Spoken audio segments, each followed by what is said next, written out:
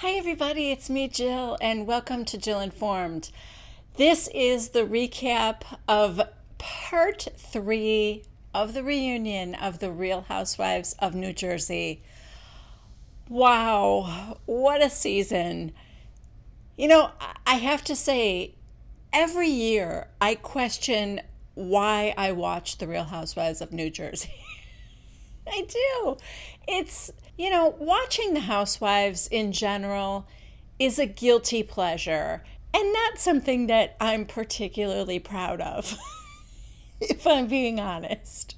So, when you're talking about Real Housewives of New Jersey, that's the show I probably feel the most guilt. May possibly have the least redeeming qualities. Let's just say this. We just saw the Real Housewives of Beverly Hills go to the Bahamas, just like the ladies from New Jersey did. And even though I thought that we might have sparks flying at the dinner out by the pool, never at any moment did I think that somebody was going to break a glass and cut a bitch. you know? I was pretty confident that that wasn't going to happen. Can I say the same for New Jersey? No, New Jersey it's just a different quality. Having said all that, this was a good season. I thoroughly enjoyed myself this season. And I don't care if you hate Danielle. I want her back with her new man. I want to know what's going on there. She could be a regular housewife for all I care. I just need her to spill the tea. Where did you meet this guy? Are you like a duchess now? I want to know where you shop for your men because you're getting some wealthy ones and I'm not exactly sure what you bring to the table. I need to know. I want all her secrets. So, yeah, I have to find out what happens with Teresa and Joe. I am in for next season. I'm just telling you that right now. And I hope at least some of you guys are too, because I'm going to be recapping. Yeah, I was entertained. And speaking of being entertained, I'm about to watch part 3 right now. I can't wait. As I'm filming this right now, it's actually Thursday, the next day. But I haven't gotten on any of the blogs or any of the Facebook groups or anything, so I don't know what happened. I was keeping myself from getting any information anywhere because I want it to be fresh for me right now as I watch it with you guys. All right, I can't wait. Let's get started. Wow, I feel like we're starting with kind of a bombshell here. We're picking up that conversation about what will happen when Joe gets deported. And Andy's like, well, this is as definitive as you've ever been on the subject. And she's like, yeah, Gia's starting college next year. I haven't really talked to Melania and Adriana about it too much, but Gabriella has already told me that she would not want to go to Italy. That would be very hard for her. She doesn't speak the language and she would be very scared to go. And long distance isn't going to work for her. Long distance. And long distance relationship isn't going to work for her because I know he's going to be with other women and I can't do that. We only talked about it once, but he said he understands and he's going to move on with his life and I'm going to move on with my life. You could hear a pin drop in the room right now. I'm not saying this is the first time they've heard it, but maybe for some of them. But I can tell that everybody's holding their breath because they realize she's saying this out loud on TV right now for the first time. It really makes me wonder now, how hard they really are trying to appeal his deportation. Because she's just kind of yeah, if the girls wanted to go, then we would all go. But they don't. And she doesn't, I don't know. I'm sorry. If it were my husband that was going to be deported to Italy, I don't know if that I would even be able to hold it together to talk about it. And also, I have to tell you, I'm going and I'm picking the kids up. Maybe not Gia, she's going to college, but you keep the family together. You know what? Now I'm backtracking because if my husband was being deported because he committed a crime, I'm also going to be pretty angry with him. And maybe that is marriage ending stuff, especially if what he did caused me to go to prison too. So I take it all back. I take it all back.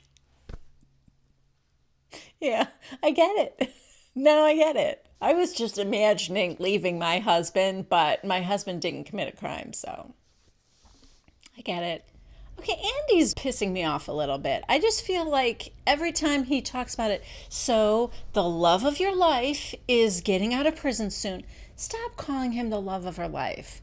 He's making Teresa look bad, and I don't think that's fair. Also, he asked all the other women what would they do if they were in the same situation. Margaret agreed that she would do the same thing as Teresa because she has young kids. And she said, I mean, if it was me now, I would just go with him because it's just me. And then he asked Melissa, and, Joe Gorga is there too. And she said, well, I mean, it's very different in our family. I mean, we did actually...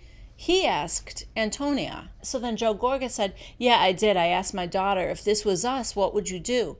And without any hesitation whatsoever, she said, I'm going with you. It just really made me tear up. And I thought, okay, that's not fair. That makes it sound like your nieces don't love their father. And I don't think that's what the case is. Also, let's not forget, a hypothetical is a lot easier to answer than actually being in that situation. Again, I have such mixed feelings because I couldn't care less about him or Teresa. They're criminals, and whatever punishment is coming their way is fine by me. It's just the daughters. They didn't ask for it. They didn't commit a crime. They don't deserve it. Ugh. Such an ugly situation. Okay, all the husbands are out now, and I have to say, I like Evan a little less than I thought I did. I didn't love that he told us that for various reasons, he can no longer coach children. That did not sound good. And he said, yeah, I told my kids when they play this game, if they lose, they're losers. Yeah, way to go, Dad. I mean, I'm not saying it has to be like, every kid is told that they're the best thing in the world. But there's got to be a happy medium, right? Instead of telling your kids that if they lose the game, they're losers. Anyway, now we are going through the husband's taglines. And Bill's is, a nip tuck a day allows my wife to spend and play. Oh, God. Everyone's like, oh, good one. Oh, that is not a good one. And then Evan's was, I have 2 degrees, 4 kids, and 1 kick-ass wife. If you guys remember, which is Jackie's, except Jackie's ends with and 1 kick-ass life. I mean, these are no better than the women's so far. Also, I should say that after he says it, Teresa does this.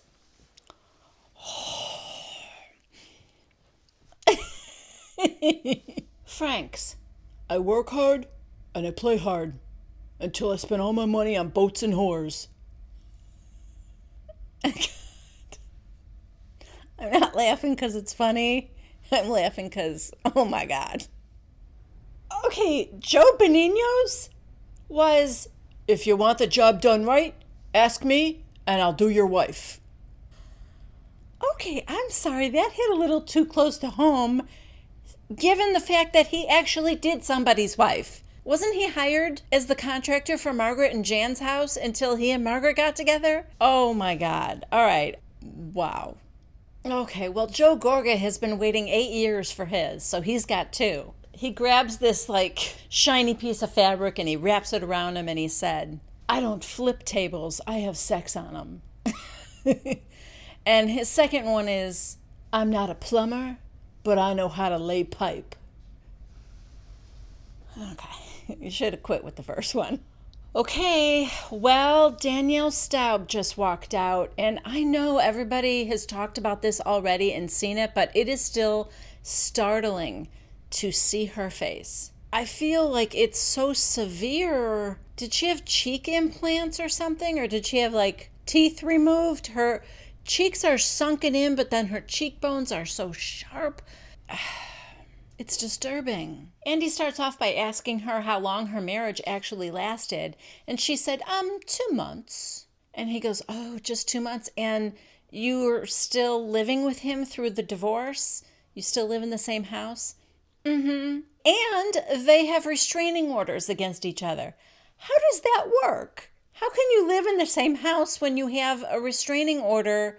Aren't you violating the restraining order, or is it like you can't be within 2 feet of them? Maybe they can remain on opposite sides of the house, but that seems insane. And she said, well, he started it. He did it on social media. And Margaret goes, yeah, we're both on social media. And then Melissa said, and then you did that interview on TMZ. And she goes, I had to tell my side of it. That was in response to what he was saying. I was trying to keep it out of social media. And they're like, by going on TMZ? Okay, we are back and the guys are gone. Now we're just with the ladies and Danielle Staub. And the first viewer question is from Kim G. Now, at first, I almost forgot who Kim G was, but thankfully we got a flashback, and yes, I remember her. And also, she's the one who told Danielle she had square tits. Yes, it was Kim G. You know, with my memory, I didn't even remember it was Danielle, but I knew someone had square tits, and oh my God. I just think it's one of the funniest insults I've ever heard. So the question from Kim G is, how did Jackie feel after Danielle insinuated that she and Melissa were lesbians as an insult after she herself pretended to be gay? And Jackie said, I think that's disgusting that you're using sexual orientation as an insult. Danielle's answer to that is, first of all, I don't pretend to be gay. I have always been bisexual. I mean, I guess we kind of remember her So Close song that she sang on Watch What Happens Live. Oh God, that song was good. Anyway, so Danielle claims that she has always been bisexual and that she didn't mean it as an insult. It was just, she was just acknowledging that they were like so close so quickly. Melissa said, weren't you and Margaret that close last year, I feel? And Margaret said, yeah, what a difference a year makes.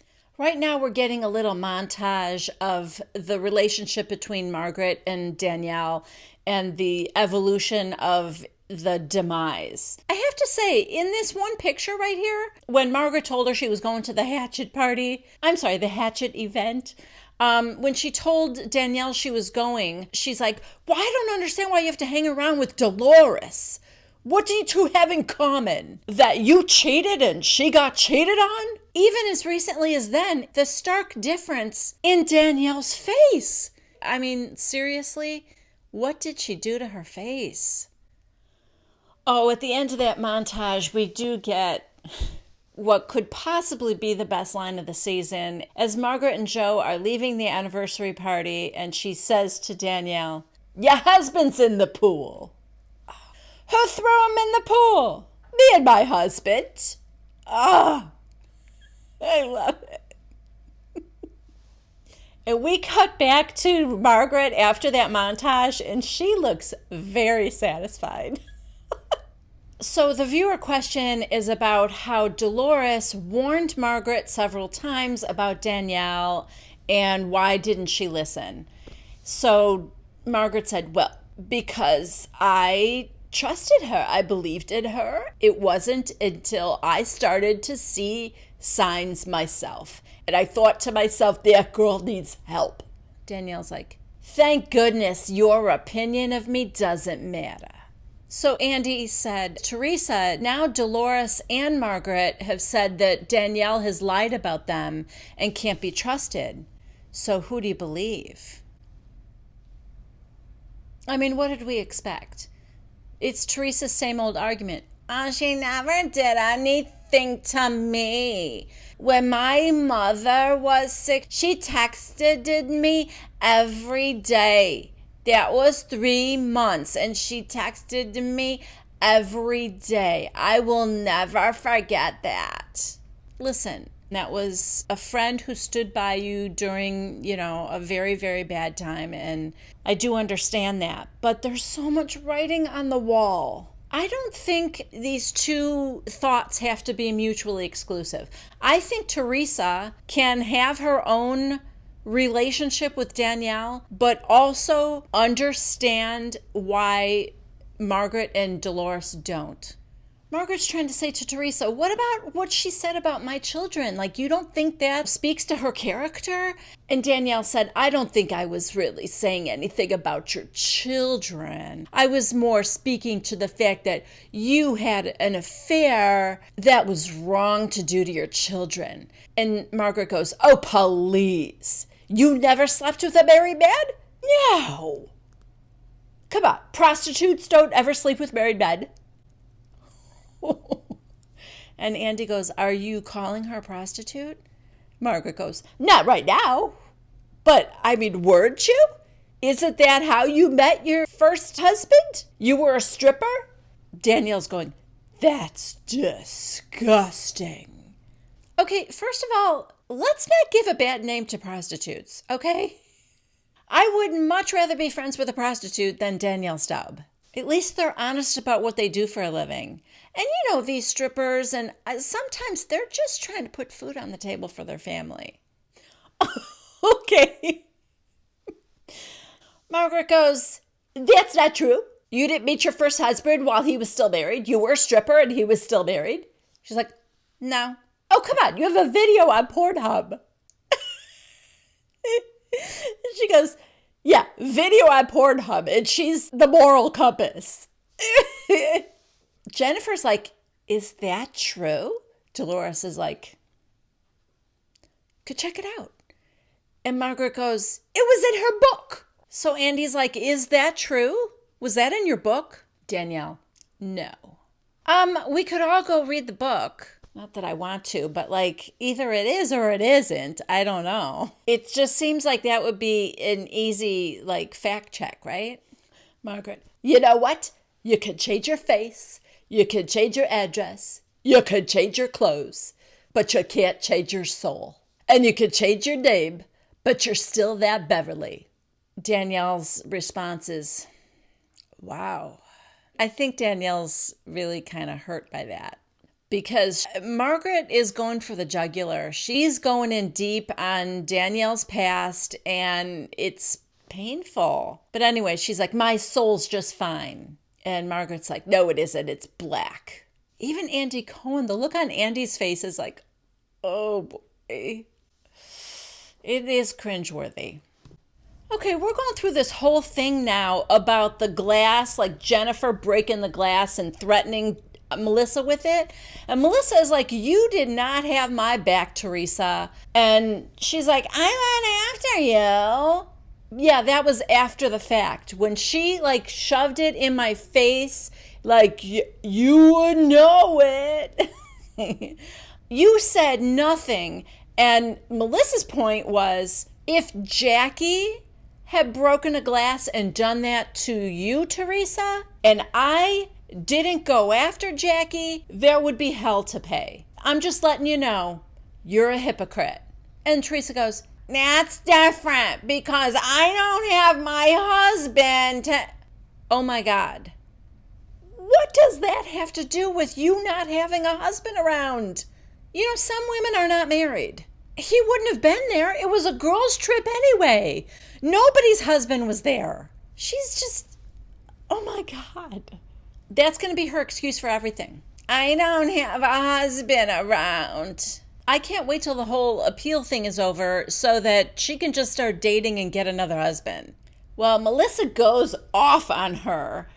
This is deflection at its finest. No.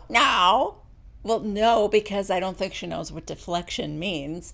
But she said, yes, it is. This was about Jennifer and Jackie. This was about the wine glass. It has nothing to do with husbands. What does that have to do with you not having a husband? That's you deflecting. She said, how about this? My father died when I was 17. I don't have a father, so shouldn't you have defended me? That's not the same thing. Melissa's like, yes, it is. You're trying to act like because you don't have a husband around that you always get this free pass. She didn't get it. Yeah, Melissa got all riled up and she's like, that's my point. And finally, Andy's like, okay, your point's been made. Let's move on. Okay. So Andy goes, let me go back for a minute. After having watched the show, do you think that Margaret was justified in throwing Marty in the pool? Danielle. This is how Danielle begins every... No. Because he could have really gotten hurt. Margaret goes, he could swim. And she goes, it was shallow. He could have really been hurt. Margaret says to Jennifer, is your pool shallow? And you know this was Jennifer's main concern, is to let people know how big her pool is. There's a shallow part. It does have a deep end that's 9 feet. The important message there is that Jennifer has a large pool. Marty just wasn't thrown in at the proper end of the pool. Side note, Margaret and Joe are friends with Marty now. Yeah, they all made up and they're good. So, yeah, I don't think that Marty cares as much as Danielle does. We're about to say goodbye to Danielle, and she said, before I go, I have a little something for Teresa. She gives her a necklace on camera, right, in front of everybody. It's just a little thank you for letting me back in and being my friend. It's a necklace. Andy looks at it and he goes, oh, it says D&T. And Danielle goes, and I'm wearing one too. Oh my God. What is that? I think Teresa looked uncomfortable. That was weird. What a bizarre, display for the camera, right? Even if she wanted to give her something to thank her for letting her in and being her friend, do it in private then. Wouldn't it be much more sincere if you did it in private? Ugh, creepy. One funny thing was that Jackie goes, and you call me and Melissa lesbians. Andy's kind of making a big deal about Teresa seeming uncomfortable. And she's like, no, I love it. It's nice, thank you. And, because they hugged and everything. And then he goes, you seem like you're wrapping it up again. You're putting it away. And, I don't know. Danielle goes, I know she loves it. Oh, well. Nice that you're that confident. Teresa said something like, yeah, anything, you can always become friends again. Danielle goes, we'll be friends forever. And Dolores said, and if you guys ever get in a fight again, you can just say the D is Dolores. What is happening? Now Jennifer is giving Teresa a gift. She goes, I actually have something for you. This is on my own from a jeweler of my choice. Gee, I wonder who. Probably her brother, even though the real jeweler of her choice is wherever she can get Chanel. Oh, God. All right, let's see what this is. Okay, that was actually nice. It was a bracelet with a picture of Teresa and her mother on it. So, points for Jennifer, I guess. Okay, so Danielle leaves and Andy wants to end the show with Teresa teaching them all a different pose, like from her competition. She goes, okay, so she stands up and she's like, everybody sit down, I'll stand up. And then she goes, Joey, bring out the surprise. So it's a surprise for Andy Cohen and Joe Gorga brings it around. And it's like one of those little electric cars that kids drive around. And oh my God, I know I'm supposed to know what it is. Is it a Range Rover or something? I don't know. But it's cute. And then each of the women give him parenting advice, which was much sweeter than I thought it was going to be. I thought I was going to have some laughs with that, but it was pretty touching. And they also had a little gift, and it was a little Adidas tracksuit. So cute. So it was sweet. He gave them all a big hug, and that's a wrap on season 9 of The Real Housewives of New Jersey. Like I said at the beginning of this video, I loved this season, and whenever I think it's going to be boring, I always find something entertaining and exciting or just funny. And I always want to talk about it with my friends. So this is so much fun for me. I hope it's fun for you guys, and thank you so much for watching. That might be all for New Jersey, but do not forget that we are starting New York City. So we've got New York and Beverly Hills, and I'm still doing Vanderpump Rules that's going strong. So even though this chapter is ending, you guys are still going to see me all the time. Thanks again, really, from the bottom of my heart. This would not be as much fun without all of you and your comments. You guys crack me up. I love it. All right, that's it for me. I love you guys. Bye.